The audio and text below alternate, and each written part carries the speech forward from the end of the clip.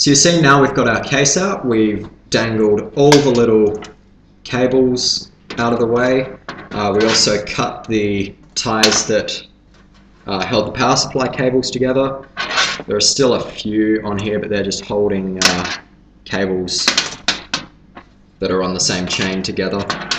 And we flipped the hard drive around because of cabling purposes. It's meant to go the other way, so the connectors are to the back and the little tabs are not next to the connectors, if that makes sense.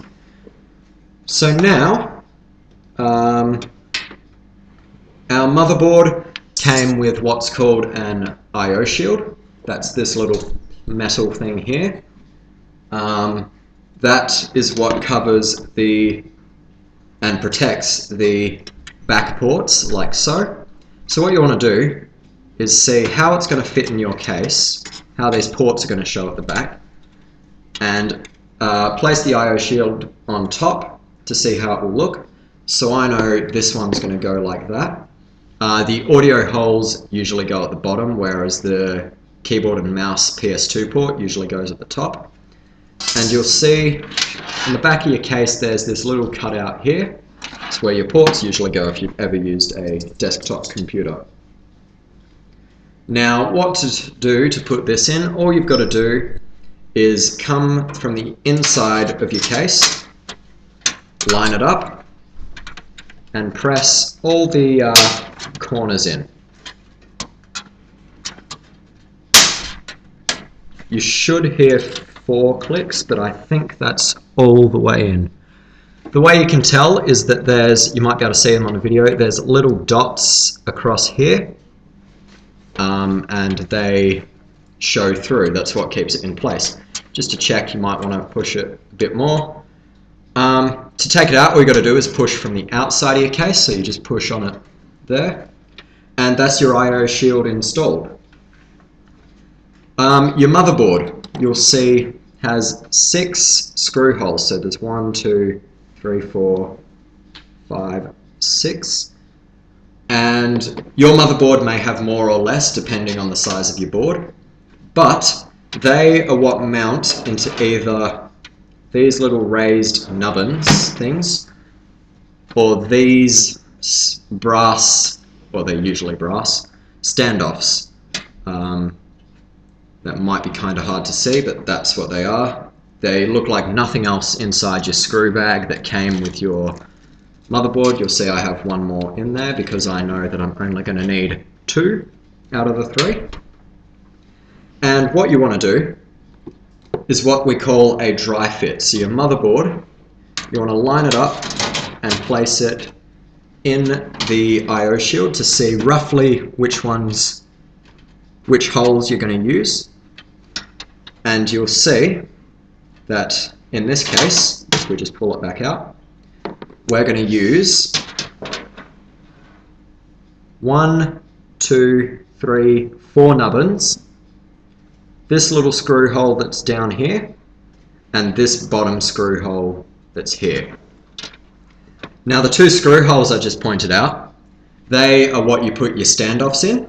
So what you do is you just screw them in hand tight to start off with. And if you want to make sure you've got them right whilst they're hand tight, you can dry fit your motherboard again.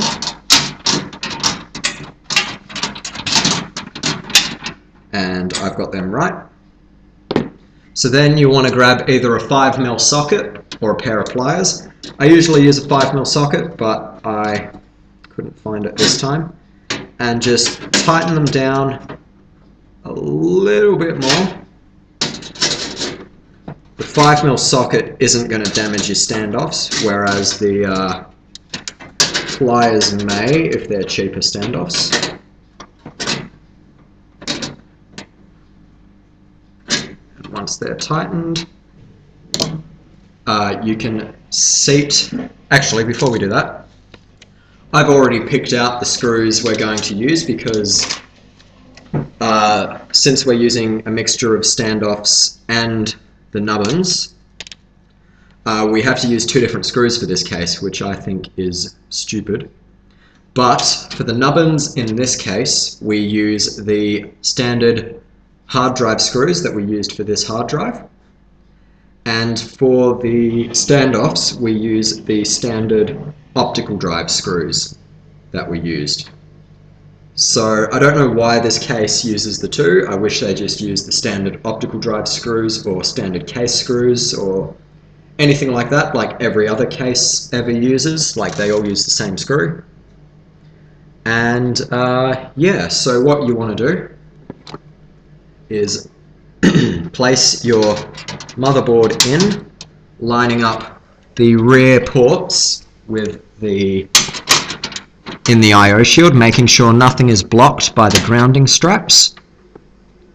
And that looks like it's all pushed through properly. Yep, that looks all good. And then you want to take your screwdriver. I've got my ratcheting one here. And if your motherboard has a middle screw, you'll want to put that one in first usually. This motherboard doesn't, so holding it by the edges and the plastic parts, I hold it into place, I grab the appropriate screw and start it off. I don't do it like wrench it down fully, I just start it off. Next I go to one of the corners and just start off that screw. As soon as it starts to do or resist, I stop turning the screwdriver at this point. I'm not sure if this screwdriver is going to be able to fit. Oh yeah, it can. No, it can't, so I'm going to grab my smaller screwdriver that I used earlier. And just start that top corner one. I will do the same for this top corner, actually. Yeah, this screwdriver can fit, I think. No, it can't. This top corner, I will start off again. This bottom corner uses the optical drive screws, since it is the one of the standoffs. So we're going to tie that one in.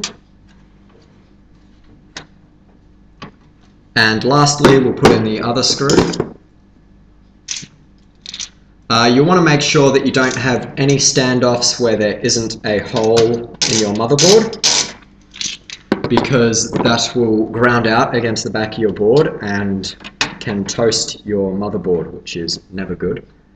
So now we want to turn these a little bit past snug but not too tight. We don't want them wrenched down, but we don't want them coming loose. And you can do them in any order pretty much. A lot of people like to do them diagonally. I like to finish them off diagonally, but yeah, just basically make sure one's not much tighter than the other. You don't want these wrenched down. You're not making anything air or waterproof. So yeah, that's fine. That is our motherboard installed. You'll see that's what it looks like. So next we're going to do the cabling. So now we're going to start the cabling. So as you see, we've moved all the cables out of the case. We've also grabbed two SATA cables that came with the motherboard. One on both ends has two straight connectors, and the other one has one straight connector, one right-angled connector. But we're going to start with the little intricate, finicky, fiddly, whatever you want to call them, front panel connectors. So this includes your power LED, your power switch, your reset switch, and your hard drive LED. So they go right down here, and on this motherboard it's a white block. On yours they can be different colors. And you'll see etched right onto the board down the bottom here, it shows you what goes where. Usually it's quite standard for each motherboard manufacturer. But yeah, so we're going to start. This bottom leftmost set of pins is your hard drive LED usually. You'll see on the connector that says HDD LED, there's a little arrow on the back here indicating positive. And the positive goes to the left-hand side on this motherboard. So we're going to place that on like that. Right above it goes our power LED. So that's these two singular connectors. One of them has a plus on it to indicate positive, and the other one has a minus on it to indicate negative. And like the hard drive LED, the positive goes to the left-hand side on this motherboard. Next, we've got the power switch and the reset switch.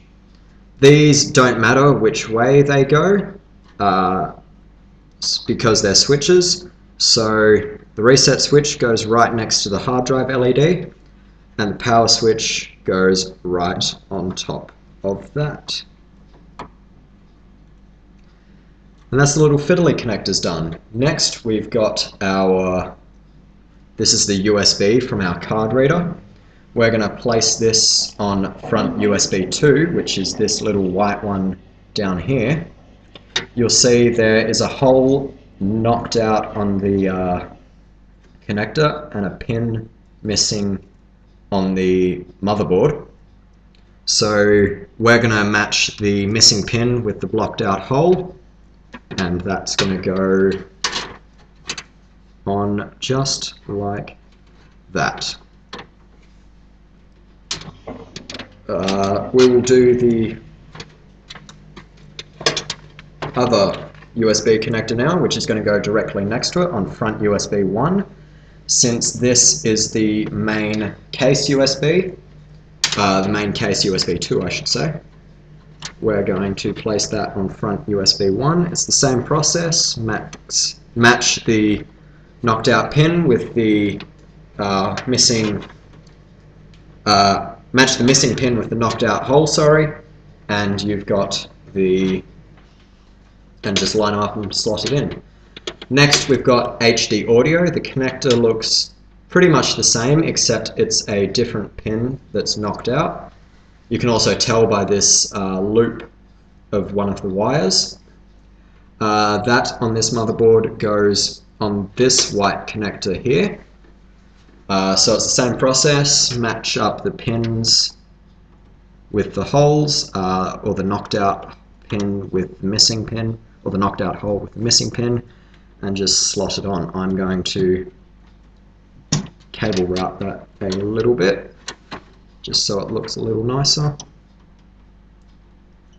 And there we are.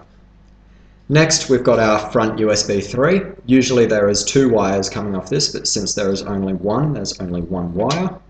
And that goes right up here next to your RAM. It says USB 3 right on the connector. It's a 20-pin connector, so there are 20 holes and 20 pins. That's pretty self-explanatory. There's also a little key here, so you can only plug it in one way. And that just clicks in like so.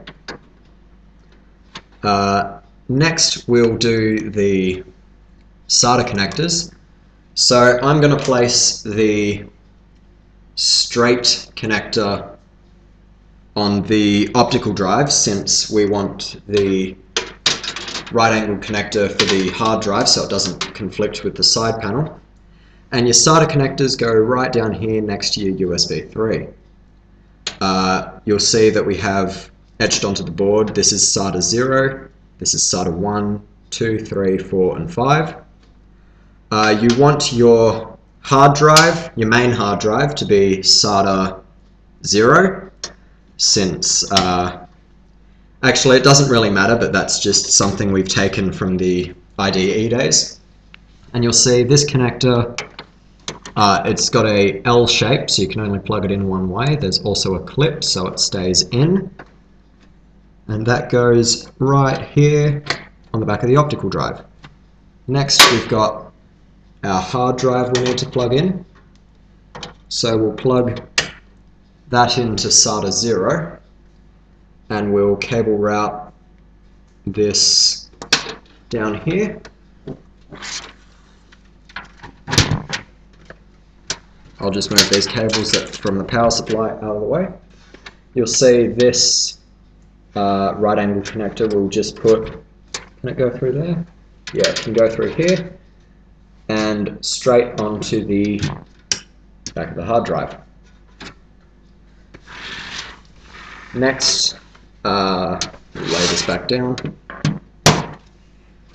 We'll want to do the main motherboard power connector. Now you can't mistake this one, it's the biggest connector coming from the power supply. It is a 20 plus 4 pin connector. You'll want to check whether your motherboard has 20 or 24 pins. Most modern motherboards have 24, and so we're just going to bring that around. This connector usually goes along the right hand side of the board. There is a clip which usually goes to the outside of the board, and we just slot that in. It only goes in one way, and there's usually only one of these on a motherboard, so yeah, that's pretty simple. Next, we'll want to plug in our 8 or usually 4 or 8 pin CPU connector. That's this one here. This one is a 4 plus 4 pin, so we're just going to slot these together. And like the other main motherboard connector, there is a clip, so it only goes in and locks in, and that goes right up here on top of the CPU. You'll see etched onto the board it says ATX 12 volt 2x4, and this is the ATX 12 volt 2x4. Clip goes to the outside of the board, and that clips into place. Next, we've got that is a 6 pin, that is for a video card. Since there are no video cards in this build, we're not going to use that. But we've got these SATA and Molex ribbons. So we've got 3 of them here, and they have varying amounts of SATA and Molex. This one has 2 SATA and 1 Molex. This one has 1 SATA and 2 Molex. This one has 1 SATA, 1 Molex, and 1 floppy connector. So we'll probably use the 2 SATA and 1 Molex to go to the optical drive, since that one, the top end SATA is higher.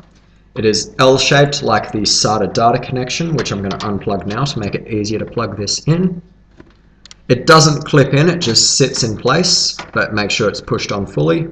And we're just going to put that other SATA connection back on.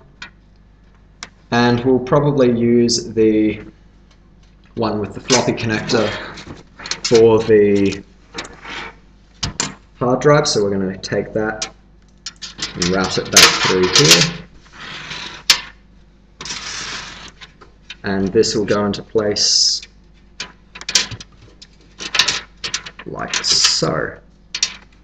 Make sure you've got the connector the right way and just push it on. This case has a bowed or indented side panel, so that should sit fine. Okay, our last connector we've got to put on is actually this fan connector here. And there's only one more place that it can go on this motherboard. Other motherboards sometimes have more or less fan connectors. That's right up here next to the 8 pin and the CPU fan. You can plug 3 pins into 4 pins and 4 pins into 3 pins. They are keyed, so you can only put them on one way. And this one is a little tricky to get in, but I think I just got it. Yep, that's in. And that's all the wiring done, so now it's time to test boot.